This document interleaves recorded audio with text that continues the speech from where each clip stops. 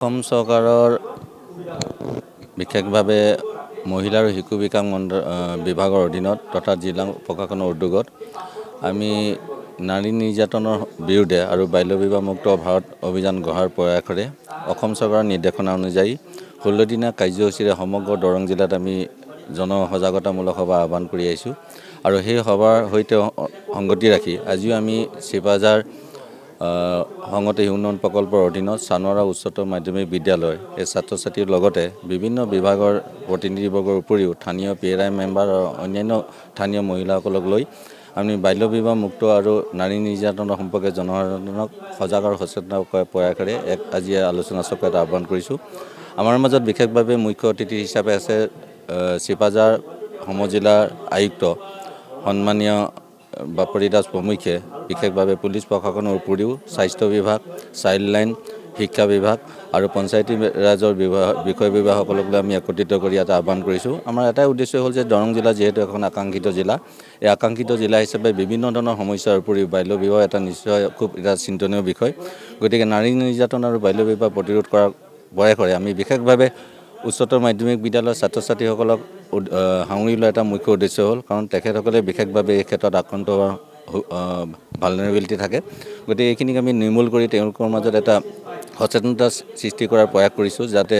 দৰং জিলাৰ বিশেষভাৱে চিপাঝাৰ সমজিলাৰ যিখিনি এৰিয়া আছে এই জিলাত বাল্য বিবাহৰ ক্ষেত্ৰত কুপ্ৰভাৱ যাতে সমাজৰ ওপৰত নপৰে। মানে আমি আশা ৰাখিছোঁ আজি সভাৰ যোগেদি যিহেতু বিভিন্ন বিভাগৰ ফালৰ পৰা ৰিচোৰ্চ পাৰ্চন আহিছে, পুলিচৰ ফালৰ পৰা হওক, ঠিক তেনেকৈ এডুকেশ্যন ডিপাৰ্টমেণ্টৰ, হেল্থ ডিপাৰ্টমেণ্টৰ উপৰিও DCPৰ ফালৰ পৰা আহিছে। আমি আশা ৰাখিছোঁ যে আজি সভাৰ যোগেদি জনসাধাৰণৰ মাজত এটা বাৰ্তা যাব, যাতে কেনেকৈ আমি বাল্য বিবাহ আৰু বিশেষভাৱে নাৰী নিৰ্যাতনৰ ঘটনা হ্ৰাস কৰিব পাৰোঁ, আৰু সেই প্ৰয়াসৰে আমি বিশেষভাৱে আগবাঢ় কৰিছোঁ।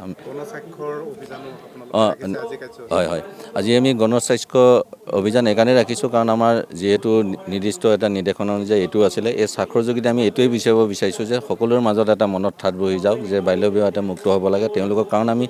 যদিও আমি আখৰিক অৰ্থত বিশেষভাৱে আমি ৰাইজক উপস্থিতিত এখন সভা আহ্বান কৰিছোঁ, যদি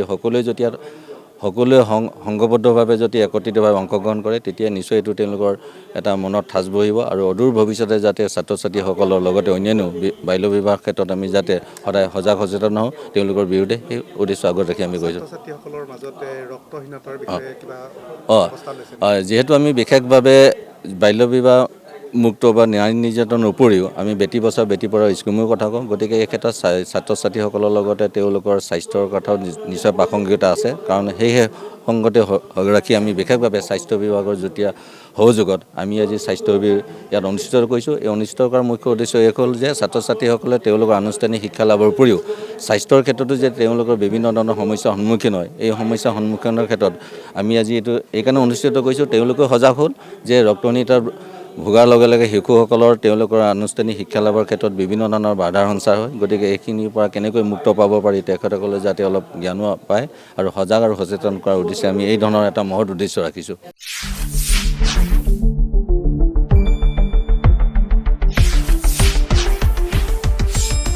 শুদ্ধ আৰু বিস্তৃত বাতৰিৰ বাবে চাই থাকক নিউজ ডেস্ক ৰিপৰ্ট।